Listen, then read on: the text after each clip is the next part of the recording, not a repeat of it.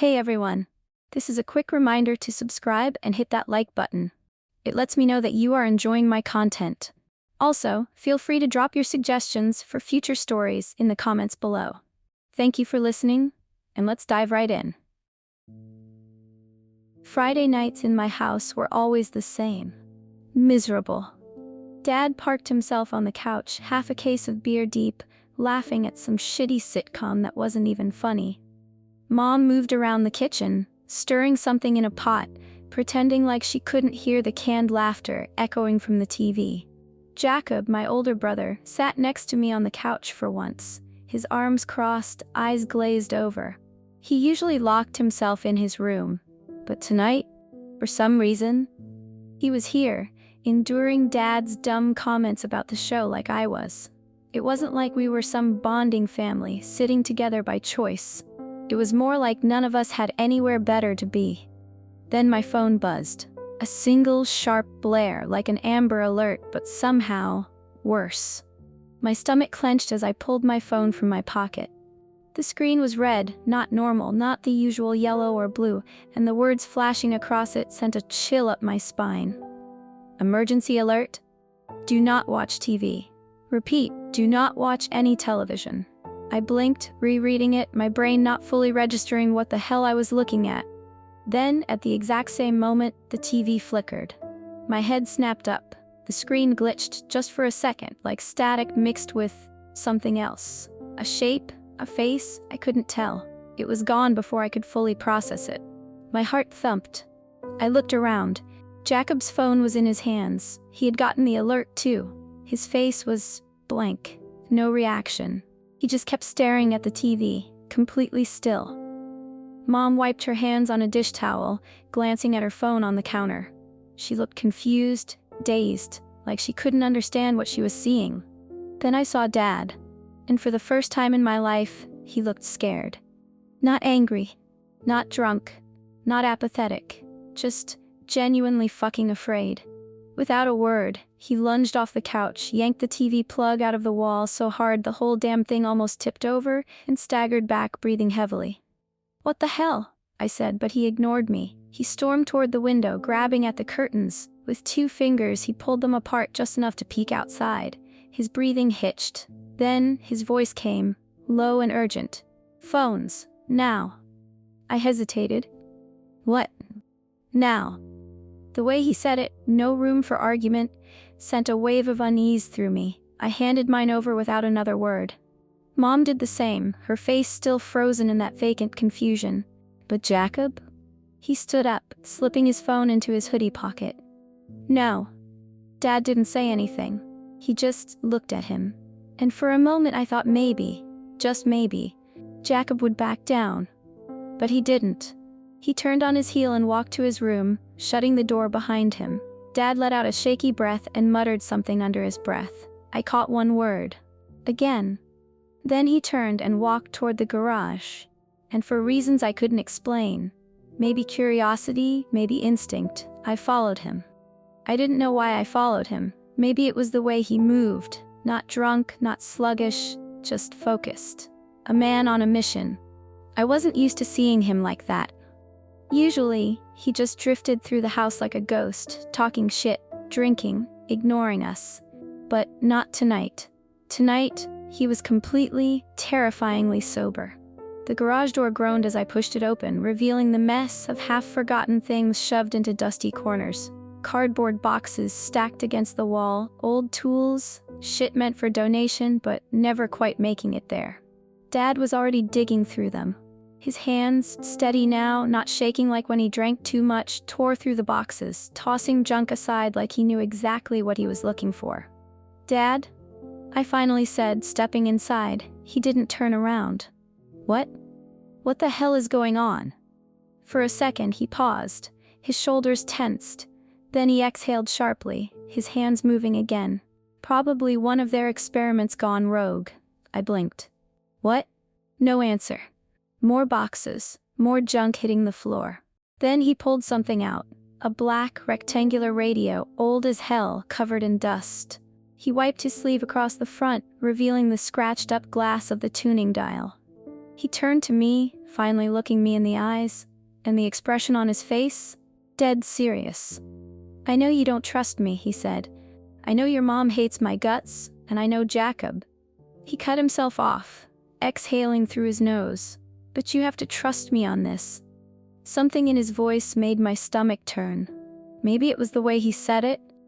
Maybe it was the way he gripped that radio, like it was the most important thing in the world right now. I nodded before I even knew why.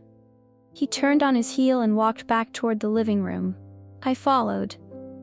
By the time we got back, Mom was still standing near the kitchen, arms wrapped around herself. She looked up as Dad marched in, dropping onto the couch. I sat next to him, watching as he turned the radio's stiff, rusted dial. A whine of static filled the room. He kept turning. A station flickered in, then out. More static. Then, a voice. They're hypnotized. They don't speak. They don't react. Their movements are almost robotic, but they know. Dad's face went pale. He cranked the volume higher. The people affected, they can tell who's normal and who's not. They only attack the ones who can still think. If you see them, if they see you, hide. Run. Fight if you have to. The signal crackled, cutting in and out. They can't be taken captive. If you try to hold them down, they'll do whatever it takes to. The radio cut to static. Silence. The only sound left in the house was the soft hum of the fridge and the distant creak of the wind against the window. I felt a shiver crawl down my spine. "What the hell?" I breathed. Mom looked horrified. She pressed a hand to her mouth, eyes darting to Dad. "What do they mean? Hypnotized? Are they saying people?" Then, a loud thud from upstairs. We all snapped our heads toward the ceiling. Another thump, then another. Dad stood up so fast the couch nearly tipped over. I felt my heartbeat in my throat. Jacob's room. The noise was coming from Jacob's room, and my gut told me something was really, really wrong. Dad was already moving, taking the stairs 2 at a time, his breathing sharp and controlled. Mom and I followed, our footsteps too loud in the awful silence that had swallowed the house whole. I could feel my heart hammering in my chest, a dull ache behind my ribs. Jacob's door was shut. The hallway felt wrong, like the air was too thick, like the walls were pressing in. A distant ringing filled my ears, but I didn't know if it was real or if my own brain was trying to drown out the terror creeping in. Dad reached the door first. He hesitated. Just for a second. His fingers hovered over the doorknob, his whole body tense. Then slowly, he turned the knob. The door creaked open and Jacob lunged. I barely had time to process what I was seeing. 1 second, the door was swinging inward, and the next, Jacob was on Dad, hands locked around his throat. No hesitation, no emotion. His eyes were blank, his face slack, but his grip was unrelenting. Dad staggered back, slamming against the hallway wall. He clawed at Jacob's hands, but it was like trying to pry open a steel trap.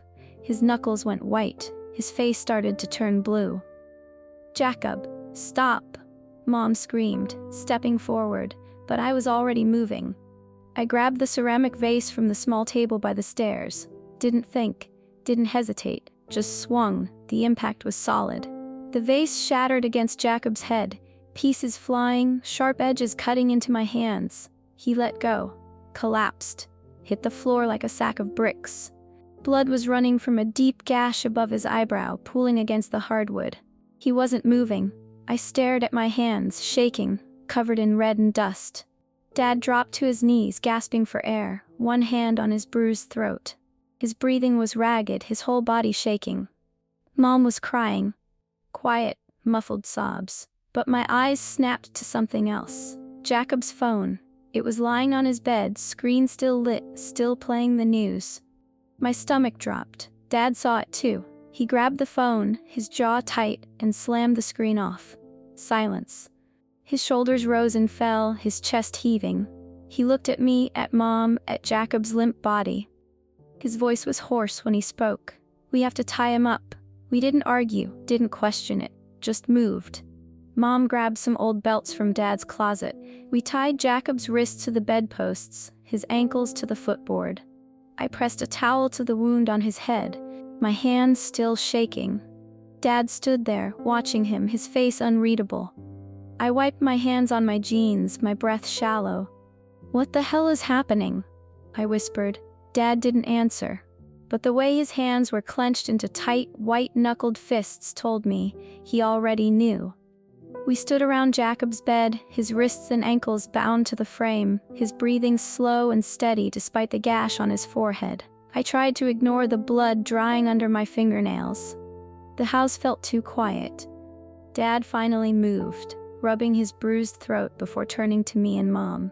"We're locking everything down," he said. "Doors, windows, curtains, everything stays shut. Nobody is alone. Got it?"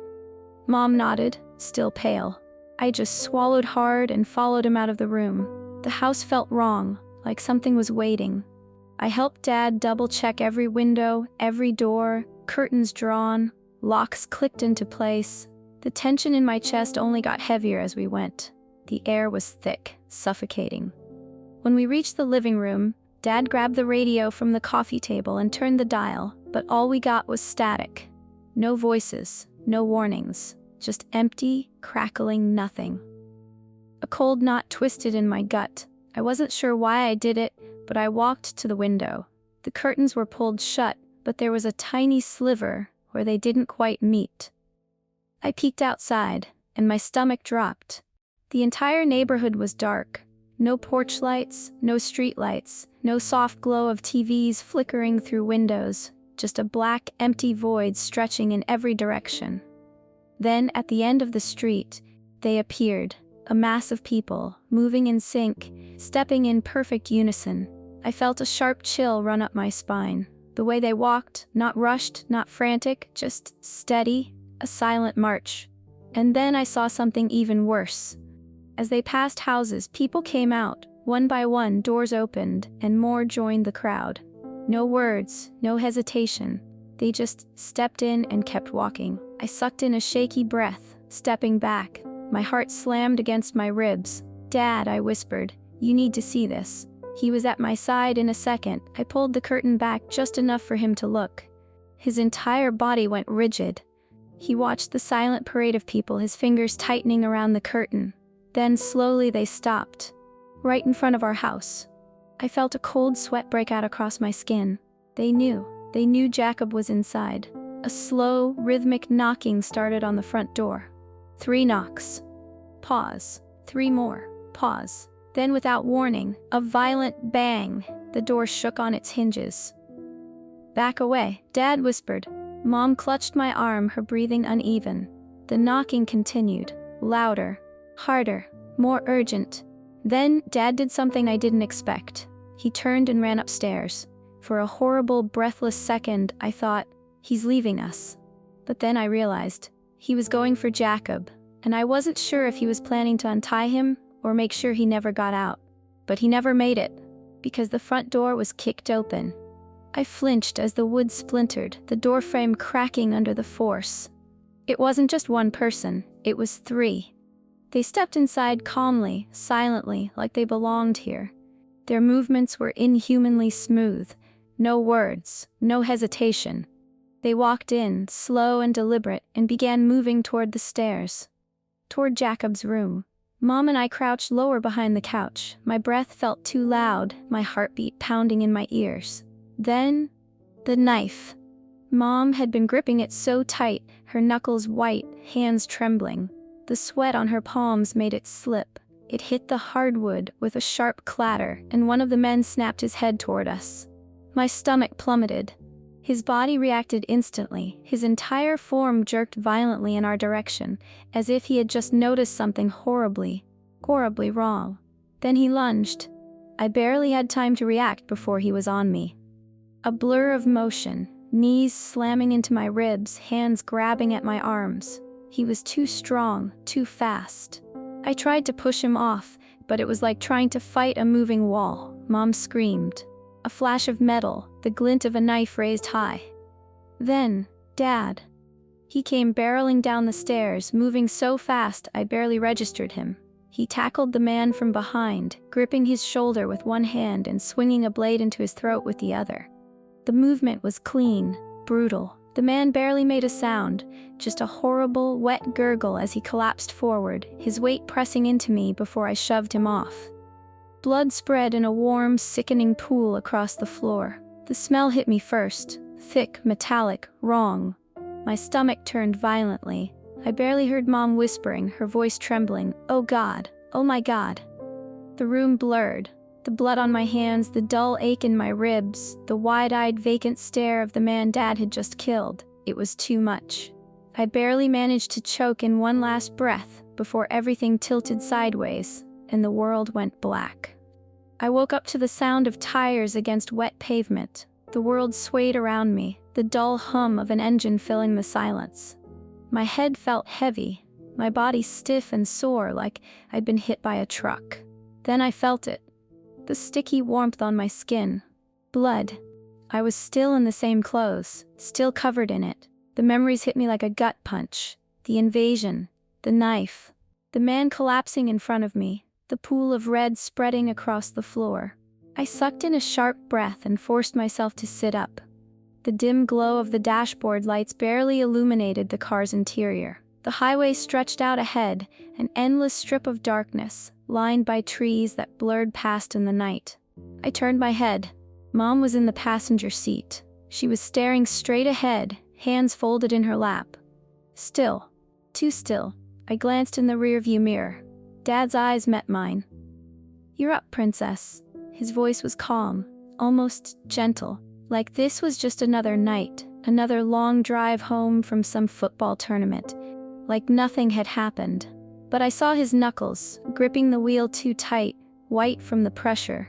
The weight in my chest grew heavier. "Where are we?" My voice came out hoarse. "Leaving town," he said simply. I blinked, trying to shake off the last remnants of sleep. My brain was still foggy, slow, like I was trying to think through molasses. Then his words sank in. "We were leaving." "Where are we going?" I asked. "Grandma's." That caught me off guard. Grandma's house was out in the middle of nowhere. No neighbors, no streetlights, just woods and fields stretching for miles. "We'll wait it out there," Dad said. "See if this blows over." I swallowed hard. There was something missing, a gap in the story, a piece I hadn't put together yet. Then, the faintest noise. A shuffle, a muffled rustling from the back of the car. I turned to look. The trunk. My stomach twisted. I opened my mouth to ask, but Mom spoke first. Her voice was flat, empty, a tone I had never heard from her before. "Don't worry, Nat," she said softly. "We didn't leave him behind." I didn't move, didn't breathe. The car rolled on, swallowed by the darkness of the highway. The road stretched into the unknown, disappearing into the black. Then, the radio crackled. Static fizzled through the speakers, soft at first, then growing louder. For a split second I thought I heard a voice. A whisper, something warped, distorted, barely human. Then, silence. The car kept driving, and I stared out the window watching as we disappeared into whatever came next.